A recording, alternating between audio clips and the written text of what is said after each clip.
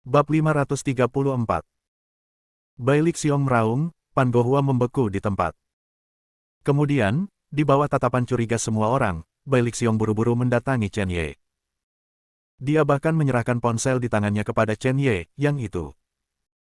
Chen Ye ingin menolak, tetapi masih mengambil telepon. Jika tebakanku benar, kamu memintaku untuk melepaskanku. Ada jeda singkat di ujung telepon yang lain, dan suara lama masih terdengar. Kali ini Anda salah menebak. Saya tidak ingin khawatir tentang urusan dunia seni bela diri Cina, tetapi ada satu hal yang aku harus mengaturnya. Chen Ye mengerutkan kening. Apa? Kamu harus tahu bahwa Kunlun telah menciptakan lusinan pembangkit tenaga listrik. Pengetahuan. Baru saja, sekelompok pembangkit tenaga listrik virtual Kunlun muncul di Gunung Kunlun, dan mereka datang ke ibu kota, mencari Anda dengan nama. Tampaknya Anda membunuh beberapa tetua sekte mereka. Orang-orang ini dihentikan oleh saya. Jika pembangkit tenaga listrik virtual Kunlun benar-benar bergegas ke ibu kota, Anda telah memikirkan konsekuensinya. Terlepas dari hasilnya, itu pasti akan mempengaruhi orang-orang yang tidak bersalah di ibu kota, bahkan keluarga Ye Anda, ibumu dan teman-teman. Tidak terhindar. Petik 2. Juga, Anda harus memahami pentingnya ibu kota, dan tidak boleh ada kecelakaan. Saya memiliki permintaan yang kejam, pembangkit tenaga listrik Kunlun Su ini, tidak peduli konflik apa yang Anda miliki dengan mereka, Anda akan menangani konflik itu sendiri. Sebagai syarat, mulai sekarang, Huaxia tidak akan ragu untuk melindungi keluarga Yemu. Oke, saya sudah menyelesaikan apa yang harus saya katakan, Anda dapat memutuskan sendiri, saya tidak akan mempermalukan Anda. Suara tua itu penuh dengan kelelahan. Chen Ye melirik ibu, Siar Woksue dan yang lainnya di halaman keluarga Ye. Bagaimanapun, dia akan pergi ke Kunlun Su. Apa yang akan dilakukan orang-orang ini setelah dia pergi? Bagaimana dengan keluarga Ye? Meskipun formasinya kuat, bagaimanapun juga itu hanyalah formasi. Jika mereka bertemu dengan beberapa roh yang kuat, mereka secara alami akan hancur, dan keselamatan mereka akan bermasalah. Perlindungan penjaga Huaxia tidak buruk, tetapi dibandingkan dengan kekuatan lelaki tua itu, masih ada celah. Yang paling penting adalah dia masih harus menghadapi kelompok orang Kunlun Su ini. Jika kita tidak memotong rumput dan akarnya, hal selanjutnya akan sangat merepotkan. Dua kekuatan, jika dia menebak dengan benar. Yang satu harus menjadi aliansi darah, sedangkan yang lain harus Luo Jianzong. Tepatnya, orang-orang dalam aliansi darah tentang keberadaan ayah harus tahu. Apapun yang terjadi, dia harus menghadapinya. Setelah memikirkan semuanya dengan jelas, Chen Ye berkata, di mana orang-orang ini sekarang? Orang tua di ujung telepon terkejut, dan segera berkata, tempat pemandangan Gunung Kunlun, puncak gunung. Tempat pemandangan telah diblokir, dan orang-orang kuat Kunlun Su juga memberi saya ultimatum, saya harus melihat Anda sebelum besok, jika tidak mereka akan melangkah ke ibu kota, konsekuensinya tidak terbayangkan. Terlepas dari keputusan Anda, beri saya jawaban yang akurat dan saya akan menjelaskannya. Mata Chen Ye sangat serius, dan akhirnya, dia berkata, aku berjanji, jangan lupakan kondisimu, keluarga Ye akan dilindungi oleh Huaxia mulai sekarang. Baik. Telepon ditutup, dan Chen Ye mengembalikan telepon ke Bai Lixiong. Kemudian, Chen Ye berbalik dan menjelaskan beberapa kata kepada orang-orang dalam formasi, dan langsung naik kendaraan off-road Land Rover. Bai Lixiong, antar aku ke bandara, aku akan pergi ke Gunung Kunlun. Bai Lixiong tercengang dan ingin mengatakan sesuatu, tetapi dia menelan kata-kata, oke. Meskipun percakapan antara Chen Ye dan Bai Lixiong tidak serius, itu jatuh ke telinga sekelompok orang secara akurat. Chen Ye benar-benar pergi ke Gunung Kunlun. Pada saat ini, dia menekan dunia seni bela diri Huaxia, bukankah seharusnya dia bersembunyi sejauh mungkin? Masih pergi ke Gunung Kunlun. Apakah mungkin untuk mati? Ada lusinan pembangkit tenaga listrik virtual Kunlun di Gunung Kunlun. Orang-orang ini tidak sesederhana alam pemisahan dan reuni dan alam Yuan yang sebenarnya. Mungkin salah satunya cukup untuk membunuh Chen Ye. Apa yang dilakukan Chen Ye ini? Meskipun semua orang yang hadir berharap bahwa Chen Ye akan pergi ke Gunung Kunlun, tetapi Chen Ye benar-benar pergi ke sana secara pribadi, keputusan ini membuat mereka terlalu bingung. Chen Ye masuk ke Land Rover, dan mobil itu pergi. Adapun orang-orang yang tersisa di dunia seni bela diri Cina, Chen Ye tidak peduli sama sekali. Nyawa orang-orang ini terlalu tidak berharga di matanya. Yang paling penting adalah ada kata dari lelaki tua itu, mulai sekarang, kelompok orang ini tidak akan pernah berani menyentuh keluarga Ye lagi. Setelah memindahkan keluarga Ye, itu adalah mencari kematian. Pada saat ini, Pan Gohua masih bisa merasakan rasa sakit yang membakar di pipinya. Dia memikirkan sesuatu, dan membuat panggilan telepon, atur pesawat untuk saya pergi langsung ke Gunung Kunlun. Saya tahu puncak yang indah, Anda hanya perlu pesankan pesawat untukku, semakin cepat semakin baik. Tidak hanya Pan Gohua, tetapi semua orang mengeluarkan ponsel mereka dan memobilisasi jet pribadi melalui pasukan mereka sendiri. Mereka melakukan ini untuk satu tujuan. Lihat bagaimana Chen Ye meninggal secara tragis. Sejak zaman kuno, yang kuat di dunia seni bela diri Cina hanya bisa menyerah di depan Kunlun yang kuat virtual. Ini juga mengapa orang-orang berbakat di Tiongkok harus memasukkan kepala mereka ke Kunlun Su. Ada puncak sesungguhnya dari seni bela diri dan kekuatan. 1 jam kemudian, Bandara Kunlunsan. Sebuah pesawat pribadi kecil mendarat perlahan. Chen Ye turun dari pesawat, melirik ke arah Gunung Kunlun, matanya penuh arti. Sekarang dia hanya beberapa kilometer jauhnya dari Kunlun Su. Setelah berurusan dengan aliansi darah dan sekte pedang jatuh, sekarang saatnya untuk pergi ke Kunlun Su. Saya tidak tahu apa yang terjadi pada lelaki tua itu, Ji Siking, Jilin dan teman-teman itu. Yang paling penting, saya tidak tahu apakah ayah saya menderita dalam aliansi darah. Untungnya, selama ayahku tidak menceritakan rahasianya selama sehari, dia akan aman dan tidak akan terjadi apa-apa. Bai Lixiong juga turun dari pesawat, dia ragu-ragu selama beberapa detik, tetapi masih berkata, Tuan Ye, dari sudut pandang Huaxia, saya ingin Anda pergi, tetapi sebagai teman, saya tidak ingin Anda naik. Pembangkit tenaga Kunlun Su berbeda dari yang ada di dunia seni bela diri Tiongkok. Bagaimana Anda menghadapi Anda sendirian? Kamu bisa pergi ke luar negeri sepenuhnya, pembangkit tenaga listrik virtual Kunlun itu tidak bisa dikejar ke luar negeri. Chen Ye tersenyum, kamu sudah mengenalku begitu lama, apakah menurutmu karakterku ditarik? Meskipun mereka memiliki banyak orang dan sangat kuat, itu tidak berarti bahwa tidak ada seorang pun di belakang saya. Saya memiliki rasa proporsi. Setelah Chen Ye selesai berbicara, dia naik gunung. Bai Lixiong melirik ke arah yang dituju Chen Ye, dan menghela nafas. Dalam pertempuran ini, Tuan Ye takut akan ada lebih banyak nasib buruk daripada keberuntungan. Meskipun saya ingin membantu, saya memiliki lebih dari hati saya tetapi tidak cukup kekuatan. Alangkah baiknya jika Nyonya ada di sisiku. Mungkin dengan kemampuannya, dia seharusnya bisa menghentikan orang-orang ini. Ngomong-ngomong, ketika masalah di Huaxia berakhir, aku juga akan menemukan cara untuk memasuki Kunlun Su. Tidak ada alasan, setidaknya aku harus meminta penjelasan padanya, mengapa tidak mengucapkan selamat tinggal. Pada saat ini, Bai Lixiong melihat beberapa pesawat pribadi terdekat mendarat di Bandara Gunung Kunlun. Dia menggelengkan kepalanya tanpa daya, apakah orang-orang ini benar-benar berharap sesuatu akan terjadi pada Chen Ye? Ketika Chen Ye mati, siapa yang akan melindungi Tiongkok? Sekelompok orang yang dibutakan oleh kepentingan. Bab 535. Gunung Kunlun, puncak gunung. Berawan dan berkabut. Puncak gunung tertutup salju dan suhunya sangat rendah. Pegunungan di tengah adalah pegunungan yang tertutup salju yang membentang ribuan mil. Gunung Jiangdao adalah gunung suci Hong Kong. Gunung Kunlun itu adalah gunung ribuan leluhur di Tiongkok. Ini juga salah satu alasan untuk memelihara tempat misterius seperti Kunlun Su. Tren aura di sini sangat aneh, seolah-olah aura seluruh China menuju satu arah. Arah aliran energi spiritual adalah titik terdalam di utara Gunung Kunlun, Kunlun Su. Tujuan Chen Ye kali ini tentu saja bukan Kunlun Su. Di bawah kakinya, tubuh hantu naga melonjak dan dengan cepat menyapu ke arah puncak gunung. Pada saat yang sama, dia bisa merasakan sosok datang dari belakangnya. Itu adalah Pan Gohua dan beberapa orang kuat di dunia seni bela diri Tiongkok. Tidak hanya itu, Bai Lixiong akhirnya mengikuti. Di belakangnya ada batalion berdarah besi yang terdiri dari sekitar selusin orang. Sepertinya Bai Lixiong juga mengkhawatirkanku. Chen Ye menggelengkan kepalanya tanpa daya, dan kesadarannya jatuh ke kuburan reinkarnasi. Sosok Wan Dao Jianzun Chen Tianli sudah sangat lemah. Guru, saya telah mengajari Anda beberapa keterampilan pedang yang dapat saya ajarkan kepada Anda. Beberapa keterampilan pedang terlalu canggih untuk Anda serap sekarang. Saat ini, saya tidak punya banyak energi. Ingatlah untuk membawa liontin giok yang saya berikan kepada Anda kapan saja. Jika Anda memiliki pertanyaan, pergilah ke sekte bernama Wan Jianzong. Mereka secara alami akan memahami artinya ketika mereka melihat liontin giok. Juga, energiku mungkin dapat mendukung satu gerakan.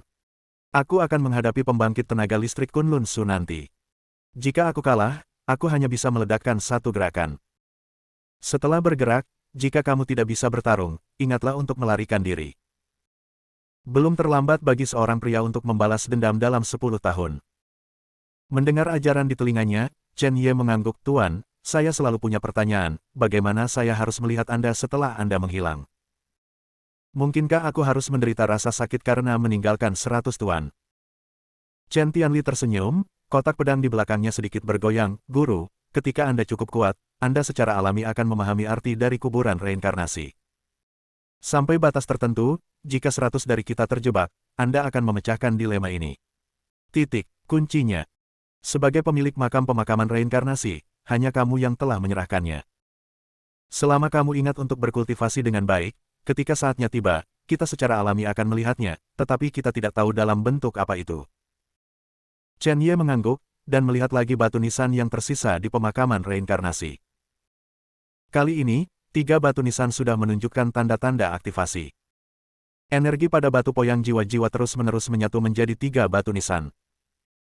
Diperkirakan ketiga batu nisan tersebut dapat diaktifkan ketika energi pada batu poyang penolak jiwa telah terserap. Aku hanya tidak tahu keberadaan seperti apa ketiga kekuatan besar ini. Juga, mengapa setiap kekuatan harus menekankan bahwa mereka adalah orang-orang yang mengubah haluan mereka? Apa yang terjadi pada kelompok orang ini sebelum pemakaman reinkarnasi? Chen Ye tidak punya waktu untuk memikirkannya, karena masih ada sekitar 100 meter dari puncak gunung. Dia sudah merasakan bahwa lusinan aura persepsi yang menakutkan datang ke arahnya di puncak gunung. Ini pembunuhan dingin. Ini adalah niat membunuh yang belum pernah dia rasakan di Tiongkok. Naga darah di tubuhnya sepertinya bergegas keluar dari tubuhnya. Pedang jiwa-jiwa juga bergetar di kuburan reinkarnasi, seolah menunggu untuk dibunuh.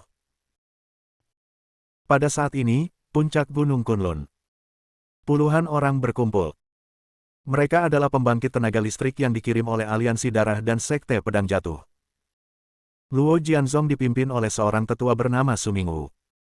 Luo Jianzong mengirim total 6 orang.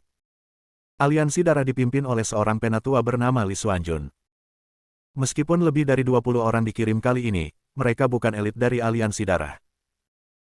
Kecelakaan Ren Qiyun sangat serius untuk Aliansi Darah, tetapi Aliansi Darah tidak akan mengirim tipe orang terkuat ke China untuk menyelesaikan masalah. Menurut pendapat mereka, energi spiritual Huaxia tipis, dan bahkan jika ada orang kuat, tidak mungkin menjadi kuat. Dari sekitar 20 orang, selain Li Xuanjun, 10 orang berada di atas alam Yuan yang sebenarnya. Su Mingwu dari Valence Sword Sect secara alami menyadari keberadaan Aliansi Darah. Hanya saja Aliansi Darah memiliki reputasi buruk di Kunlun, dan dia tidak terlalu memperhatikannya. Selama kelompok orang ini tidak datang untuk mereka, tidak apa-apa. Seorang pria parubaya di samping Li Xuanjun melirik Su Mingwu dan berkata kepada Li Xuanjun, "Penatua Li, jika Chen Ye muncul nanti, haruskah kita segera mengambil tindakan?" Li Xuanjun mencibir, "Apa yang terburu-buru, dan alasan apa yang kita gunakan untuk menembak?" Luo Jianzong tidak tahu identitas asli Ren Qiyun. Jika Luo Jianzong tahu identitas Ren Qiyun, kita hanya bisa membunuh dan membungkam. Sekarang, yang harus kita lakukan adalah itu untuk duduk di gunung dan menyaksikan harimau bertarung. Jangan katakan itu, aku benar-benar ingin melihat apa cara Chen Ye. Orang Cina memenuhi syarat untuk membunuh orang kuat Kunlun Su. Orang seperti ini memiliki bantuan ahli, atau memiliki metode rahasia. Ngomong-ngomong, bukankah ayah putra ini dalam aliansi darah kita? Meskipun penyelidikan belum membuat kemajuan apapun, jika Chen Ye ini menentang langit, bukankah itu akan membuktikan bahwa ayah putra ini memiliki rahasia besar? Saya telah mendengar bahwa Penatua Zeng mencurigai bahwa keluarga Ye memiliki hubungan dengan keluarga Ye kuno. Tentu saja, semua ini hanya tebakan yang salah, dan belum ditentukan. Mendengar kata-kata keluarga Ye kuno, semua kekuatan aliansi darah menarik napas dalam-dalam. Ini adalah keberadaan yang legendaris. Jika ini masalahnya, maka pasti ada peluang besar di belakang keluarga Ye. Tepat ketika aliansi darah itu ngeri, seorang pria muda dengan pakaian kasual muncul di depan mata semua orang. Itu adalah Chen Ye. Dengan munculnya Chen Ye, mata yang tak terhitung jumlahnya langsung terkunci. Amarah. Membunuh. Terkejut. Tidak ada yang menyangka bahwa Chen Ye akan datang sendiri. Mungkinkah anak ini yakin dia punya cara untuk bertahan hidup? Li Xuanjun mengerutkan kening. Meskipun dia bingung, dia tidak mengatakan apa-apa. Dia melirik ke arah Luo Jianzong, Su Minggu dan murid Luo Jianzong lainnya semua berdiri dan berjalan menuju Chen Ye. Segera, Su Minggu berdiri di depan Chen Ye dengan ekspresi dingin, dan berkata, "Apakah kamu Chen Ye? Aku hanya ingin menanyakan satu pertanyaan padamu. Apakah kamu membunuh Ren Qiyun dan para tetua lainnya?" Suara Su Minggu dingin, dan bahkan ada lebih banyak tekanan dalam kata-katanya. Pemaksaan sangat kuat, setidaknya dalam pandangan Chen Ye, kultivasi Su Minggu setidaknya di atas lapisan ketiga dari alam Yuan nyata. Bahkan mungkin lebih kuat. Chen Ye melirik Li Xuanjun yang tidak bergerak tidak jauh, tato gerbang merah darah di lehernya sangat jelas. Dia sangat jelas bahwa orang-orang ini adalah orang-orang aliansi darah. Aliansi darah telah mengirim begitu banyak orang kuat kali ini, tampaknya mereka benar-benar berniat untuk menjatuhkannya. Kali ini, dia tidak hanya harus berurusan dengan Sekte Pedang Jatuh, tetapi juga dengan aliansi darah. Aliansi darah adalah tempat yang paling mengancam. Wah, apakah kamu tidak mengerti apa yang saya katakan?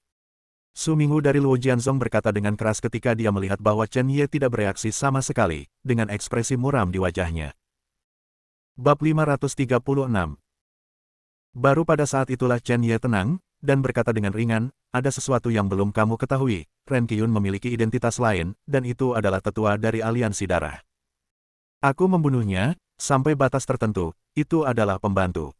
Setelah Anda jatuh ke dalam sekte pedang, tidak perlu mengucapkan terima kasih." Ketika seorang murid Luo Jianzong mendengar bahwa Chen Ye sangat memfitnah Penatua Ren, wajahnya penuh amarah. "Bocah bau, beraninya kamu menghina Penatua Ren kami. Penatua Ren memiliki kehidupan yang cerah dan lurus, bagaimana mungkin dia memiliki hubungan dengan kekuatan seperti aliansi darah yang berlatih menyamping? Itu bohong." Setelah kata-kata itu jatuh, murid Luo Jianzong mengeluarkan pedang dingin dan menyapu ke arah Chen Ye secara langsung. Cahaya dingin berkedip, seolah embusan angin menyapu, mengenai organ vital Chen Ye. Su Minggu tidak terburu-buru, dia sangat ingin tahu bagaimana seorang kultivator Tiongkok bisa membunuh Ren Qiyun. Melihat bahwa SWOT Inten akan jatuh, Chen Ye menggelengkan kepalanya tanpa daya, bibirnya bergerak sedikit, "Yun Sazang." Dengan dengungan ringan, saya melihat telapak tangan Chen Ye ditumpuk dan tiba-tiba meledak. Tepuk-tepuk-tepuk. Ada ledakan tepuk tangan, seperti ledakan yang menggelegar, memicu gelombang besar. Tidak. Dikunci oleh Chen Ye, para murid dari Sekte Pedang Jatuh menyusut ketakutan di wajah mereka. "Chen Ye, jangan pikirkan itu." Wajah ketakutan, raungan enggan. Melihat bayangan telapak tangan menyapu dari langit, pedang panjang, murid Sekte Luo Jian, melawan. Ledakan. Aura pedang panjang terpancar, dan cahaya merah meletus. Lantai pertama realem Yuan sejati. Kekuatan murid dari Sekte Pedang Jatuh ini benar-benar tidak bisa diremehkan. Setidaknya di ranah yang setara dengan Chen Ye. Di bawah pedang panjang, seperti api yang meletus, membakar dunia. Lampu merah menyala itu menerangi seluruh pegunungan Kunlun. Lengan belalang adalah mobilnya. Menghadapi perlawanan para murid Sekte Pedang Jatuh, Chen Ye penuh dengan penghinaan. Jika beberapa hari yang lalu, Chen Ye akan dikalahkan, tetapi di mata Chen Ye hari ini, itu jelas tidak cukup. Ledakan. Antara kilat dan batu api, kekuatan Chen Ye dan niat pedang yang kuat dari para murid Luo Jianzong bentrok dengan keras. Raungan rendah meledak, dan embusan angin yang mengerikan menyapu ke segala arah. Wah wah wah. Pembangkit tenaga listrik bentrok, menghancurkan bumi, dan hasilnya hanya sepersekian detik. Selama konfrontasi, momentum mengerikan yang meletus menyapu ke sekeliling, seolah-olah gelombang kejut menghantam pantai.